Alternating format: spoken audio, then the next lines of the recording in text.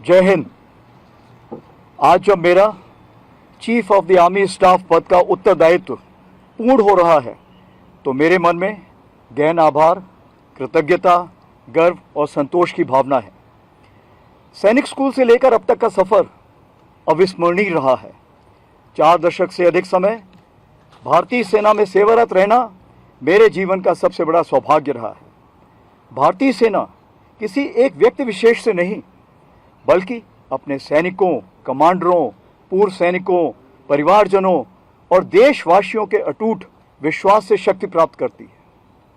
सर्वप्रथम मैं भारतीय सेना के हर सैनिक शामिल वीर गति प्राप्त बलिदानियों को नमन करता हूँ। हमारा अटल सैनिक पहाड़ों, रेगिस्तानों, ग्लेशियरों, जंगलों और दुर्गम सीमाओं पर हर परिस्थिति में देश की सुरक्षा के लिए डटा रहता है। किसी भी कमांडर की असली शक्ति वही सैनिक होता है। उसकी निष्ठा, साहस, अनुशासन ही भारतीय सेना की पहचान है। भारतीय सेना के जांबाज सैनिकों ने काउंटर टेररिज्म ऑपरेशंस में भी अहम भूमिका निभाई है। यूएन डिप्लॉयमेंट और प्राकृतिक आपदा सहायता में अपने उत्कृष्ट कार्यों से समूचे विश्व में भारतवर्ष का परचम लहराया है, चाहे वह कांगो के घने जंगल हो या वेनेजुएला की भूकंपग्रस्त भूमि।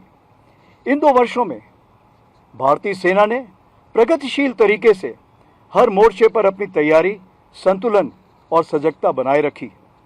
उत्तरी सीमाओं पर ऑपरेशन स्नो लेपर्ड के तहत हमारी तैनाती मजबूती और सतर्कता से रही है। पश्चिमी मोर्चे पर भी सेना ने अपने दायित्वों का निर्वहन पूरी गंभीरता और संयम के साथ किया है। ऑपरेशन सिंदूर इसका ज्वलंत उदाहरण है। देश की सुरक्षा से जुड़े हर विषय पर भारतीय सेना ने स्पष्ट उद्देश्य, अनुशासन और जिम्मेदारी के साथ हर कार्य संपन्न किए हैं और न्यू नॉर्मल की परिभाषा को प्रारूप दिया है। इस दौरान तीनों सेनाओं के बीच तालमेल और भी मजबूत हुआ है। भारतीय सेना, नौसेना और वायुसेना ने साझा सोच, भरोसे और बेहतर समन्वय के साथ कार्य किया है।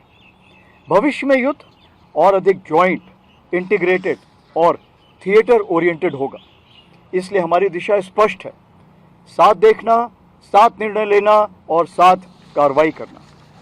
भारतीय सेना में परिवर्तन की प्रक्रिया निरंतर चलती आ रही है। इन 2 वर्षों में डिकेड ऑफ ट्रांसफॉर्मेशन के अंतर्गत फोर्स रिस्ट्रक्चरिंग, आधुनिकीकरण, technology absorption, jointness, system reform और ह्यूमन रिसोर्स मैनेजमेंट पर तीव्र गति से काम हुआ है। जय यानी जॉइंटनेस, आत्मनिर्भरता, इनोवेशन हमारे प्राइम मिनिस्टर जी का दिया हुआ नारा और मल्टी डोमेन ऑपरेशन की मुहिम के तहत Rudra brigade, Bhairav battalion, Ashni drone platoon, Shaktibaan regiment, Divyastra battery, electronic warfare brigade और आईबीजी यानी इंटीग्रेटेड बैटल ग्रुप जैसे कदम इसी सोच का हिस्सा हैं।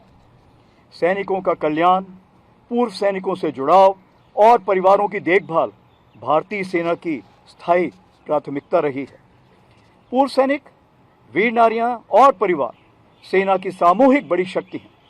उनके देश के प्रति अमूल्य योगदान और निस्वार्थ सेवा को मान्यता प्रदान करने के लिए वेटरन्स अचीवर अवार्ड एक अहम सार्थक पहल है। मैं मीडिया के सभी साथियों को भी धन्यवाद करता हूँ। समयबद्ध और निष्पक्ष रिपोर्टिंग सेना और देश के बीच के विश्वास को घनिष्ठता प्रदान करती है। राष्ट्रीय सुरक्षा से जुड़े विषयों पर संतुलित, संवेदनशील और जिम्मेदार रिपोर्टिंग अत्यंत महत्वपूर्ण होती है। आपके इस बहुमूल्य कार्य के लिए मैं भारतीय सेना की ओर से आपका हार्दिक आभार प्रकट करता हूँ। आज मैं ये जिम्मेदारी जनरल धीरज सेठ को सौंप रहा हूँ। वे एक अनुभवी सैनिक और सक्षम नेतृत्वकर्ता हैं।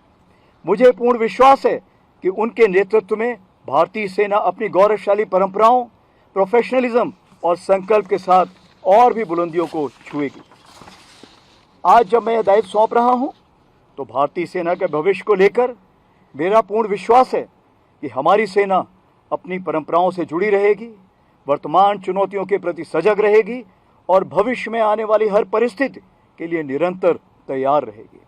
इसी विषय को उजागर करने के लिए भारतीय सेना ने स्ट्रेटजिक सिक्योरिटी गाइडलाइंस 2047 प्रकाशित की है। इस दस्तावेज के प्रेरणा स्रोत हैं विकसित भारत विजन 2047 और आर्म फोर्सेस विजन 2047। अंत में मैं हर सैनिक, हर पूर्व सैनिक, हर परिवार और भारत के प्रत्येक नागरिक के दृढ़ विश्वास और पूर्ण सहयोग के लिए जीवन पर्यंत कृतज्ञ रहूंगा और मैं आप सभी के सुख, समृद्धि और मंगल की कामना करता हूं और आगे भी करता रहूंगा। धन्यवाद। जय हिंद।